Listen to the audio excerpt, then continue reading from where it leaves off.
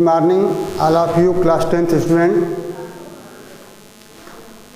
कल हम लोग रेशनल नंबर का डेसिमल एक्सपेंशन के बारे में उसकी प्रॉपर्टी देखे थे। कोई रेशनल नंबर अगर p/q फॉर्म में होगा, अगर उसको डेसिमल में कन्वर्ट करें तो डेसिमल रिप्रेजेंटेशन जैसा कि टर्मिनेटिंग या नॉन टर्मिनेटिंग रिपीटिंग होता है, तो किस परिस्थिति में वह टर्मिनेटिंग होगा, किस परिस्थिति में नॉन टर्मिनेटिंग रिपीटिंग होगा, इसके बारे में कल हम लोग डिस्कस किए थे। आज हम लोग उसी से संबंधित एक्सरसाइज 1.4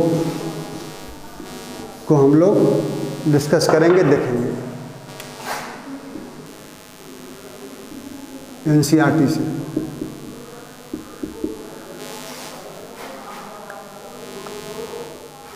आप लोगों के एक्सरसाइज 1.4 का पहला क्वेश्चन है, without actually performing the long division state whether the following rational number will have terminating decimal expansion or a not terminating repeating decimal expansion.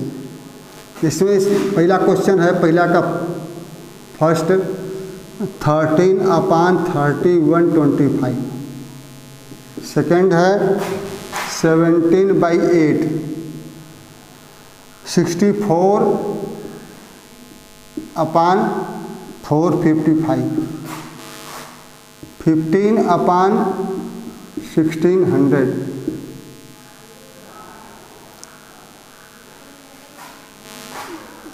23/2^3 5^2। इस तरह से छठवां क्वेश्चन यह है। 10वां क्वेश्चन हम लोगों का है 677/210। इस तरह से 10 क्वेश्चन दिया है। इसमें एक दो क्वेश्चन हम समझा दे रहे हैं, उसी आधार पर आप लोग सभी प्रश्नों को आराम से कर सकते हैं।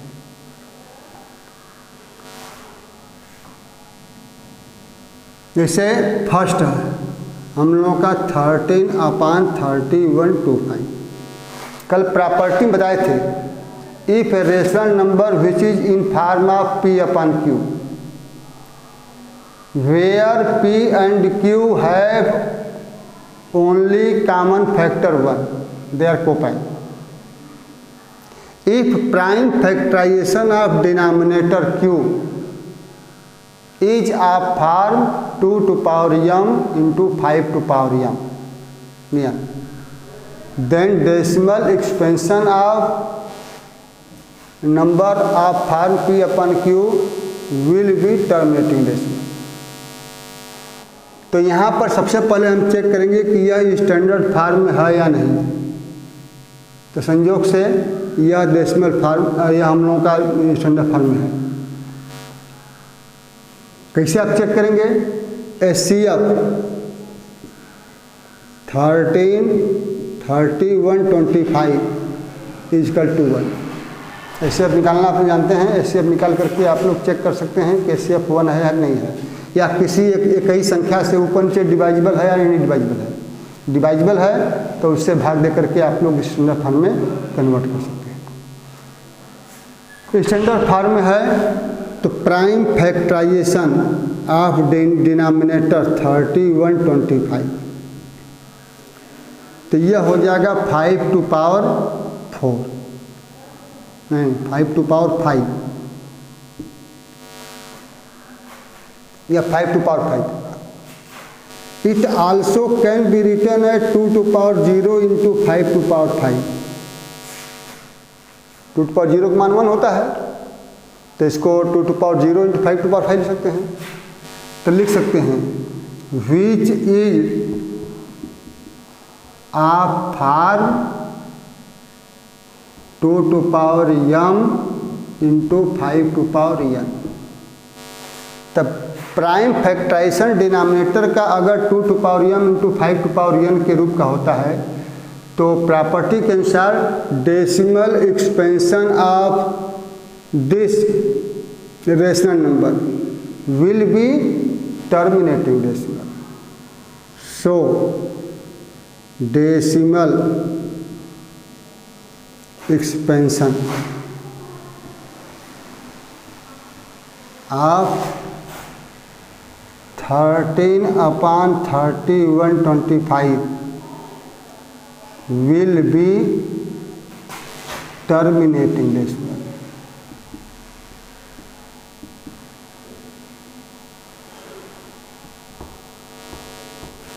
इस तरह से हम कह सकते हैं कि फर्स्ट का जो डेसिमल एक्सपेंशन होगा वह टर्मिनेटिंग होगा। इसी प्रकार से सेकंड पार्ट में भी 17 और 8 का HCF 1 ही होगा, 1 होगा। तो डायरेक्ट अगर हम 8 का प्राइम फैक्टराइजेशन करें तो 8 का प्राइम फैक्टराइजेशन हम लोगों का होगा 2 to power 3। 2 to power 3 can be written as 2 to power 3 into 5 to power 0। नहीं है 5 फैक्टर, 5 to power 0 कर दीजिए। तो this is also for 2 to power m into 5 to power m। So we can say decimal expansion of this 17/8 is also terminating decimal। ठीक है ना। अब आगे आइए थर्ड प्रॉब्लम हम लोग देखें, थर्ड केस में क्या हो रहा है।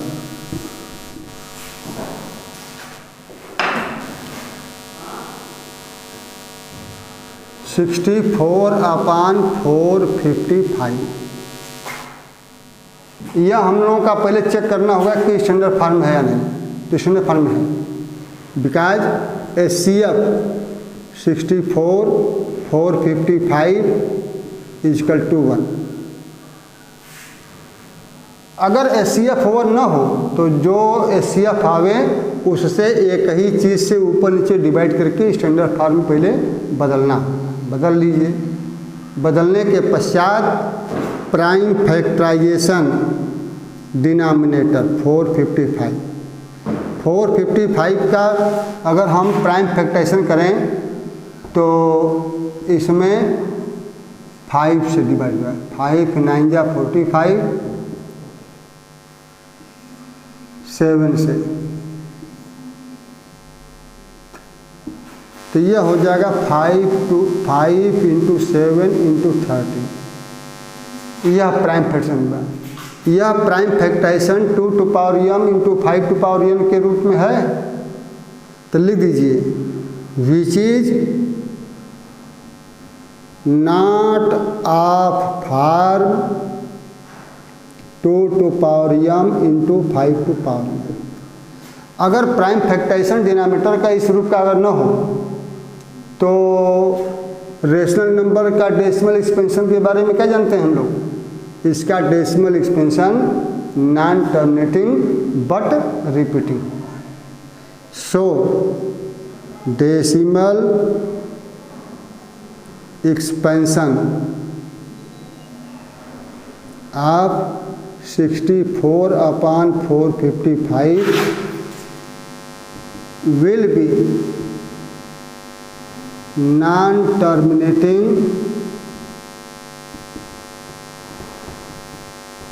but repeating।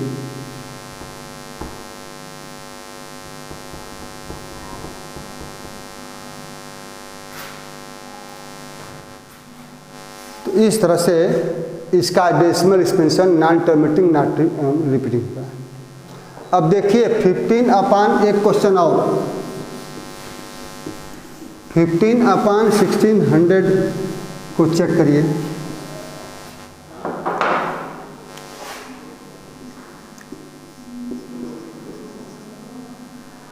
यह 4 क्वेश्चन है। यहाँ पे देखिए कि यह रेशनल नंबर P/Q फॉर्म है, लेकिन यह स्टैंडर्ड फॉर्म नहीं है। कैसे मालूम? If we take HCF 15 and 1600 तो we get HCF 5।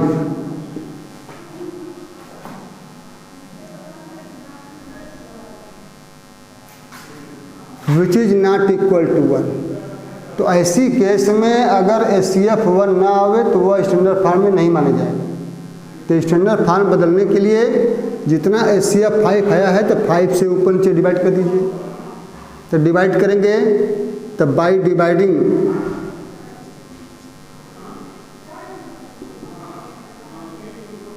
Numerator and denominator by 5 we get, अगर 5 घटाएंगे तो यह number 15/1600 divide by 5 we get 3/20 3/320 आएगा। अब नाउ प्राइम फैक्टराइजेशन 320 का अगर प्राइम फैक्टराइजेशन करेंगे तो यह लगभग 2 to power 6 into 5 to power 1 के रूप में आएगा।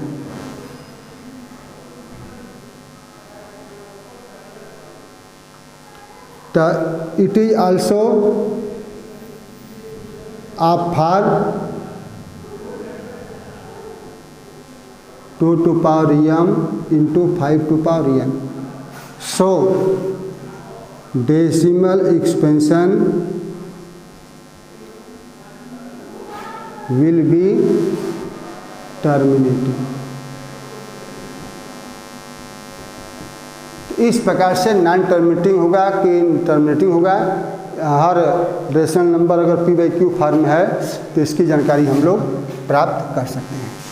तो क्वेश्चन फर्स्ट के अंतर्गत कुल 10 क्वेश्चन दिया है। अब इसमें 3-4 क्वेश्चन आप समझ चुके हैं, बाकी को प्रश्न होमवर्क के रूप में घर आप लोग करिएगा। अब आइए क्वेश्चन नंबर 2 के अंतर्गत।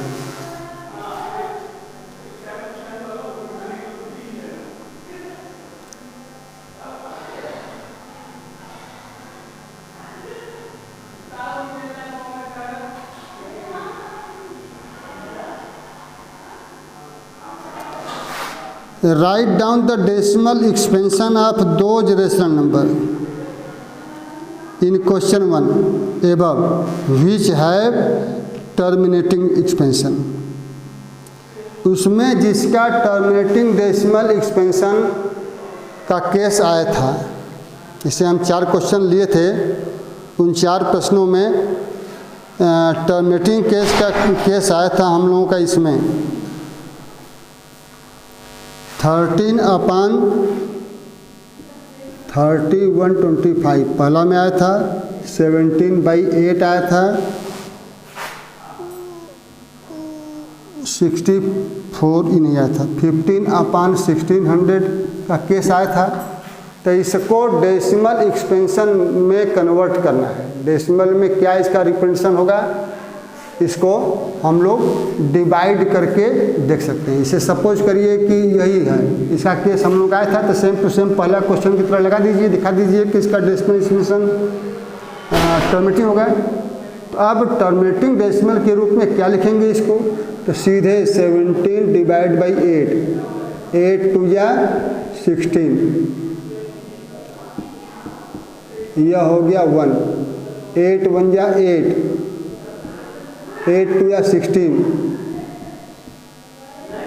8 5 या 45। ये तक कन्फर्म है कि इसका डेसिमल एक्सपेंशन टर्मिनेटिंग है, तो रिमाइंडर कभी न कभी 0 अवश्य आएगा। तब तक भाग देते रह जाइए जब तक रिमाइंडर 0 ना आ जाए। तो इस प्रकार से 17/8 का डेसिमल एक्सपेंशन 2.125 होगा। इसी प्रकार से इसका डिवाइड करते हुए आप लोग डेसिमल एक्सपेंशन क्या किस रूप में आएगा उसको लिख दीजिए। रिमाइंडर तब तक भाग देते जाइए जब तक रिमाइंडर 0 ना आवे। तो इस प्रकार से आप लोग इसको चेक कर सकते हैं।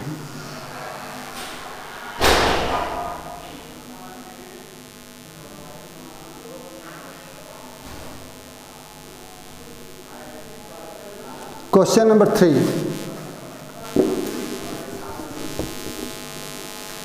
क्वेश्चन नंबर 3 कह रहा है कि कुछ रियल नंबर का डेसिमल एक्सपेंशन दिया गया है।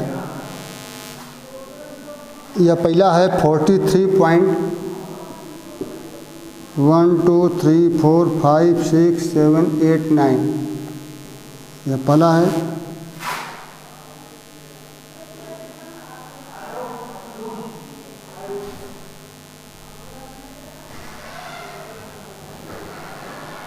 वन 0.1201